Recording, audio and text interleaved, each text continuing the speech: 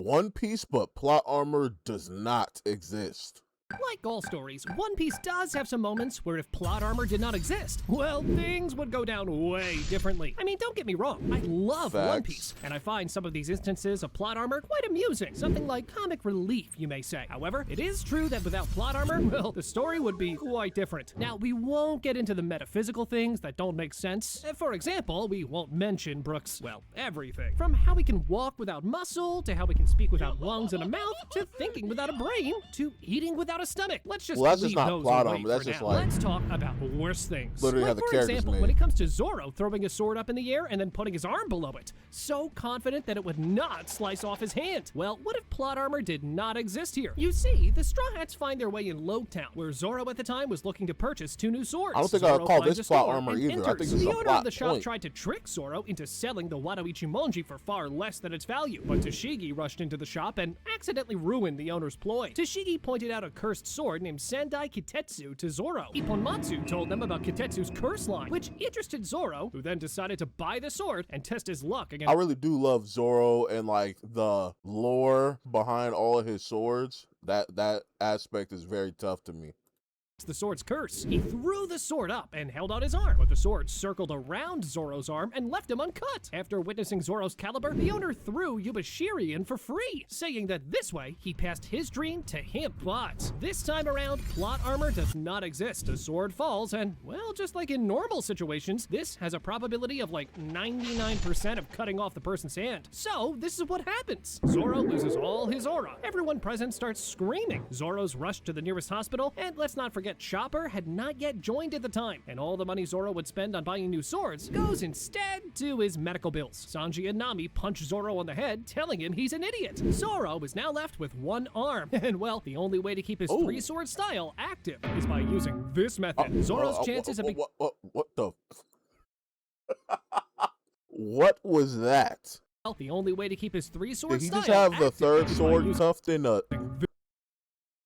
This man had the third sword cuffed in the this yeet. method. Zoro's chances of becoming the world's greatest swordsman shrink, if not completely vanish. Okay, that instance was pure plot armor. But the biggest, most insane, most mind-blowing plot armor we witnessed so far in One guess Piece you can is call none that other plot than armor. that instance with Pell. You see, during the Civil War in Alabasta, Crocodile had planted a bomb in the capital city, Alubarna. The bomb was hidden inside a clock tower in the middle of Alubarna. His intent wasn't just to destroy the city, though. It was to wipe out both the royal army and the rebel forces at once, making it look like they had annihilated each other. This would was allow crazy. him to take over Alabasta without opposition once more. Pell, who ate the Zoan devil fruit, turning him into a flying falcon, was a royal guard of King Cobra. He discovered the bomb moments before it detonated. If we're being honest though, this like arc was kind of chock full of plot armor.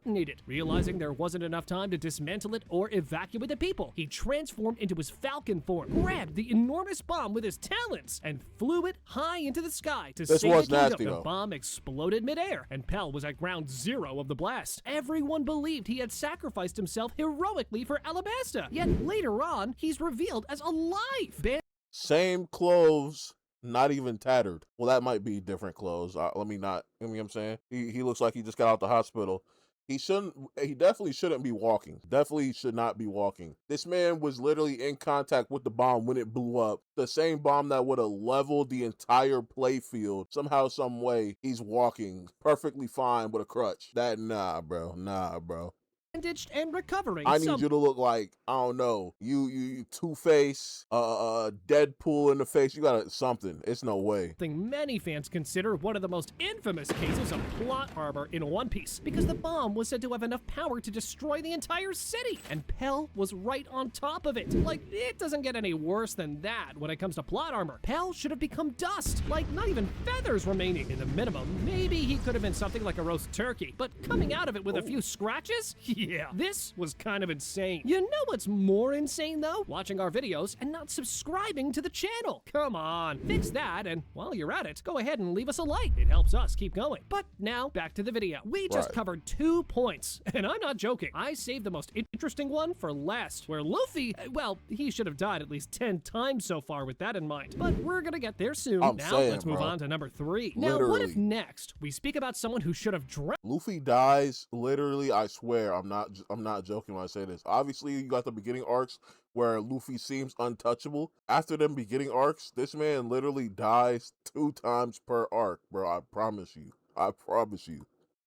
Instead of having to be blown up. You see, let's assume something real quick. We have Luffy, one of the dumbest people to have ever walked the earth. He can't swim because he ate a devil fruit, and he decides to set sail on his own on a ship that, well, let's face it, he's lucky to get a few miles in before water sinks it. So Literally. That's what happens. And once his little raft sinks, Luffy is forced to enter his barrel and just wait for someone to pick him up from the ocean before he either starves to death or sinks to the bottom of the ocean. Under normal circumstances, yeah, Luffy dies either inside that barrel or sinks at the bottom of the ocean. I mean, I can't even imagine how it smelled inside that barrel with Luffy trapped in there for days. Forget about the sweat. Where did Luffy go to the bathroom anyway? But yeah, without plot armor, Luffy casually dies before he even sets sail. The result, Kobe remains captive of Alvida and is never set free. Alvida never loses to Luffy and hence does not want to change, and as a result, she stays fat forever. Zoro's captive of the Marines and executed shortly after. When Kuro arrives in Syrup Island, he kills Usopp and all of the island residents. Don Krieg attacks Baratier and kills some of the people in it. Sanji, however, survives for a little bit longer, at least until Mihawk arrives. When Mihawk arrives, he slices Krieg in half, and the rest of Baratier is free. In Arlong, Nami is still Arlong's slave and continues to be abused, as there's no one who's gonna help her. Laboon does not meet the Straw Hats, and he keeps rampaging on the seas. Drum Island is taken by Wapol, and everyone there becomes his slaves, including Chopper. In Alabasta, Vivi is killed by Crocodile, and Robin does not leave the country. In Skypiea, Enel continues to rule everyone. Enel also develops into a way stronger character later on. In Water 7, Frankie just keeps on being a nudist pervert and never leaves the country. When the world government actually finds Robin, they take her and they execute her. There's no one left to help her. In Thriller Bark, Gecko Mori. It's so many dominoes being affected, but he basically did just knock off the main character before the show started, so it makes sense. Is left free to continue taking shadows of people. However, Ors is not awakened because Moria didn't find anyone strong enough to give a soul for him yet. Brook remains in Thriller Bark for eternity. In Marineford, Ace doesn't become a donut. Rather, he gets decapitated for Bark for eternity. He was there for long enough, brother. If he's better than me, I would have found a way to die. I don't know, I'll jump in the water. You don't even need to breathe. So wait, wow, Brook is really interesting. Okay, so he can't swim, but he wouldn't necessarily die in the water. He would just sink. That's interesting. Wow, I never thought about that. If Brook wanted to off himself, what would that look like? Just getting crushed by a boulder or something? Or, well, I mean, he could just fight someone strong, I guess. He'd die that way. But, like, even if he wanted to, and maybe I'm just not thinking back to, like, too many times Brook has fought or been injured or whatever, but, like, if you pull off Brook's arm, I'm pretty sure he's not gonna, you know what I'm saying? Like, he'll be straight. So with that logic in mind, you could really break him up on like a buggy level, like a buggy like type scale, like, and theoretically he'd be still alive. In Marineford, Ace doesn't become a donut. Rather, he gets decapitated way earlier. That's because Luffy's not there to use Conqueror's Haki and save him. Hody Jones is left roaming free in Fishman Island, and eventually does take control over it. Shirahoshi is abused and used in ways to benefit Hody Jones. Hody Jones, Shirahoshi, and what was that other dude? Van Hecken? The dude that can throw something with like the most precise accuracy or something if he touches it. Those three were trash and made this arc a lot worse than it needed to be. Since she's an ancient weapon. In Dressrosa, Rebecca is never freed from the Colosseum battles. She eventually dies in battle. Viola is kept being abused by Doflamingo, and there's no one who can help her. Law's plan to take down Doflamingo fails, and as a result, Law is taken captive and if you know, you know, but what this man did. Battles. She eventually dies in battle. Viola is kept this situation right here is a lot worse than the manga. That's all you need to know. Being abused by Doflamingo, and there's no one who can help her. Law's plan to take down Doflamingo fails, and as a result, Law is taken captive and tortured until he performs the Ope no Mi surgery on Dofi's wish. Law refuses to perform the surgery no matter what, so Law dies many years later after extreme suffering without help. It's so crazy how strong these characters are, but literally this man Law was getting blasted by bullets, and it was like affecting him. Perform the surgery no matter what. Like, you gotta really think about it. Imagine how hard a punch from Gear 4 Luffy is to smack you and hit you and brrr. Not saying Law's ever taken a Gear 4 punch, but you got to stay with me. Imagine how strong one of them punches it. And and people survive that, right? But then you have Law over here about to die to some bullets, bro. Like, it just don't, from some flintlock bullets too. These are stone pellets essentially. It's just like, Jesus. Many years later, after extreme suffering, without, however, granting Dofi's wish. Doflamingo keeps supplying Kaido with weapons, and in Punk Hazard, Caesar keeps creating the smiles that are sent to Wano. The scabbards and Momonosuke are eventually found out and killed. People of Zoo are attacked by Jack. Sanji is eventually found and taken to marry Pudding. However, Pudding in the end shoots and kills Sanji, as these were her original intentions. No one frees Wano, and Yamato remains in shackles forever, and all of that simply because Luffy was too stupid in episode 1 and managed to get himself drowned. And speaking of people drowning, well, the way I see it, if it weren't for plot armor, half the devil fruit users should have drowned in the sea. I mean, we're talking about a show with pirates, where most of them cannot even swim because they ate a devil fruit. Literally half of their battles take place in the sea. And should I even mention the insane weather phenomena observed in the One Piece oceans? And yet, we have seen pricelessly 0 people dying from drowning. Big Mom, for example, was literally thrown into the ocean. And for someone who's not only quite heavy, but also their body sinks to the bottom of the ocean against their will, how the heck was she not washed off the ocean? And even more than that, alive! Well, for Luffy, we already mentioned his barrel instance, but, well, let's just say the times where he could have drowned if plot armor wasn't a thing are in the very least quite a few. And then we have Kaido that was, quote, trying to die but couldn't. Here's an idea, brother. The sea. It's quite big. Just jump. I used to think this, and I had a whole theory going when I first seen Kaido's introduction, right? But then I realized he's a dragon, but it's like a fish. What was it? He's got the fish fruit model dragon, or the dragon fruit model fish. It's something about as a fish. So theoretically, even though they never said it to my knowledge, theoretically he can breathe underwater. So that's probably why that never happened. In it, your body can literally not resurface. And mentioning not being able to die, we need to talk about Zoro's nothing happened moment. Because, well, it was 100% plot armor. The Straw Hats had just fought their hardest battle against Gecko Moria and his zombie army. Luffy pushed himself to the limit. This is one of those things where it's like, I think it's also like more of a plot point and a gag versus like plot armor. Plot armor is like blatantly in your face, like, we're trying to get away with this and there's nothing you, like, you know what I'm saying, we're just trying to breeze past or brush over how this thing right here didn't make any sense. This was like, okay, he survived, and then you got Oda talking about his soul couldn't find its way to hell or something like that. Like, all right, bro.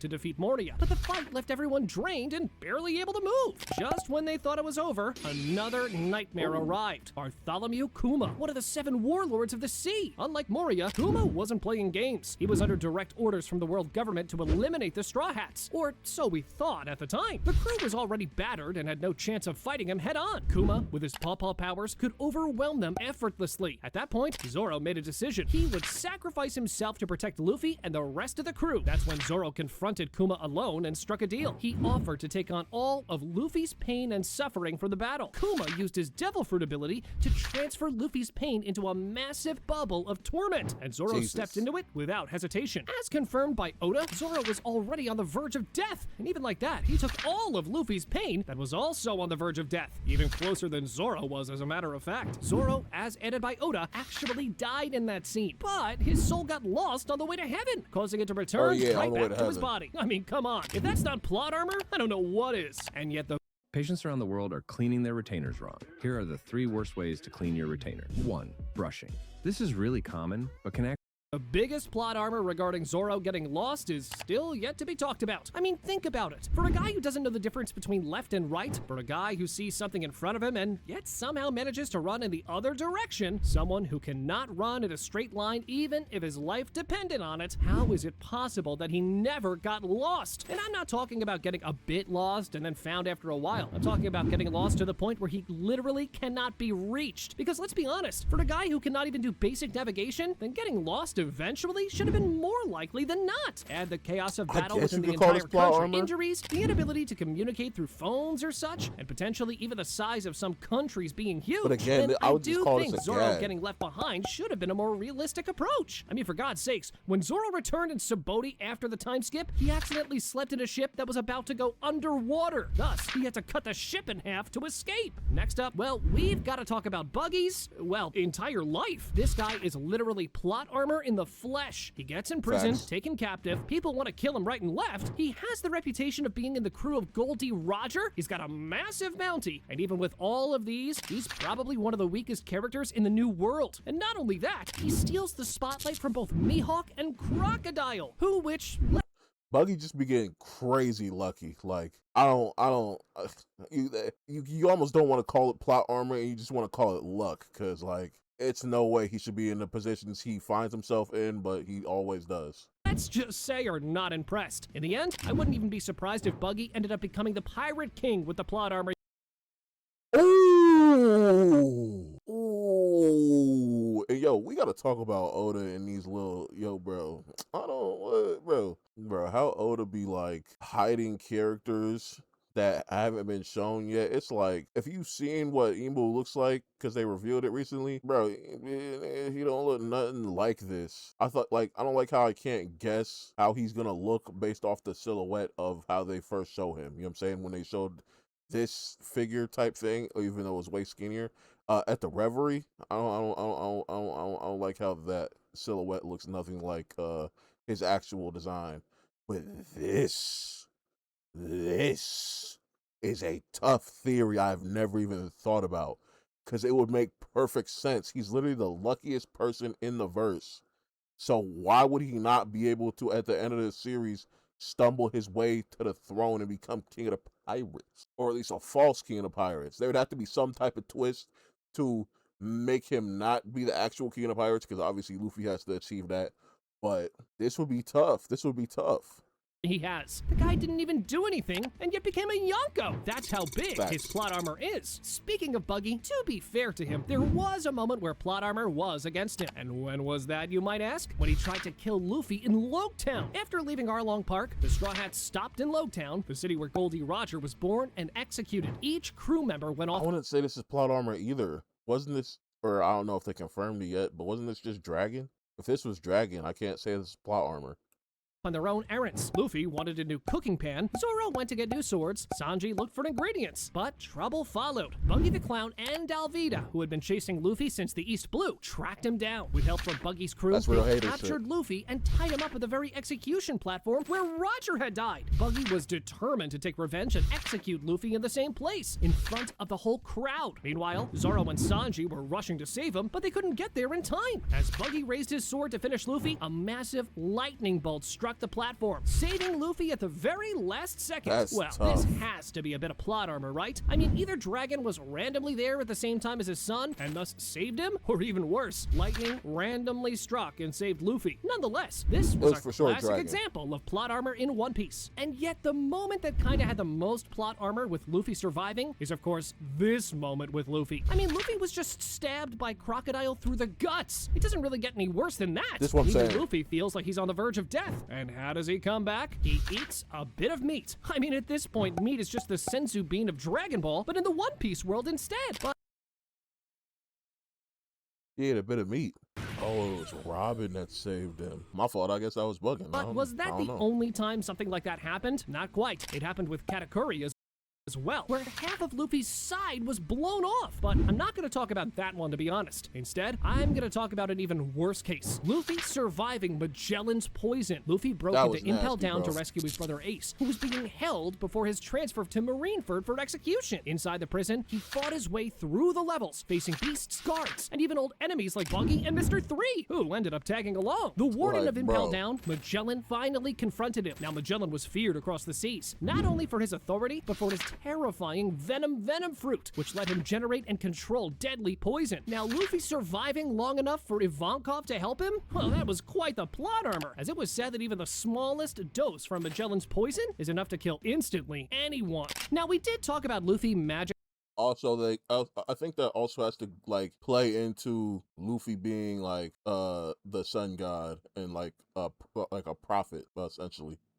Quickly healing his injuries with just a bit of meat? But how about that case with Zoro? You see, when Zoro was about to fight King, he was just a few moments before that he wasn't even able to move. I mean, we're talking multiple broken bones to the point that he was a mummy with all those bandages. And yeah, I know Chopper did his magic on him, but really? Not even a bit of drawback? Good as new? No issues in moving? Nothing? The drug was induced as following. It had a special effect. It could temporarily heal Zoro's body and restore his strength to full fighting condition, essentially letting him fight as if he hadn't been injured. But there was a dangerous cost. Once the effect wore off, the pain and damage would come back twice as bad. And yet, well, it does seem pretty convenient, right?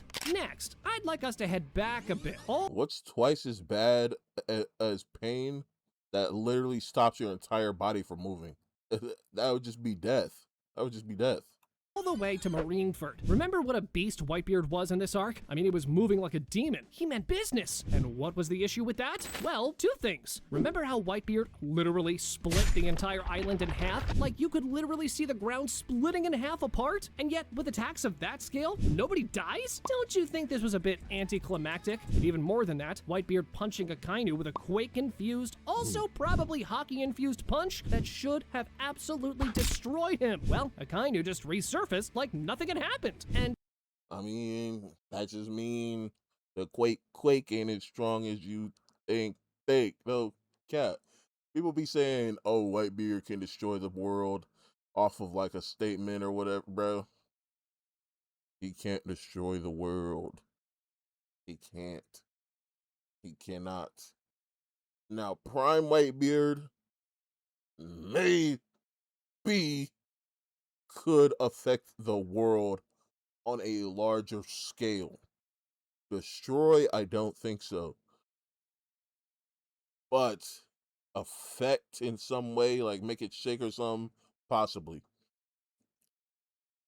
But from what you see from Whitebeard here, yes, he is a demon, but you're not doing none of that. People was what were they doing on TikTok? They were referencing or they were comparing Whitebeard casually making cracks in the wind like that with the quake fruit.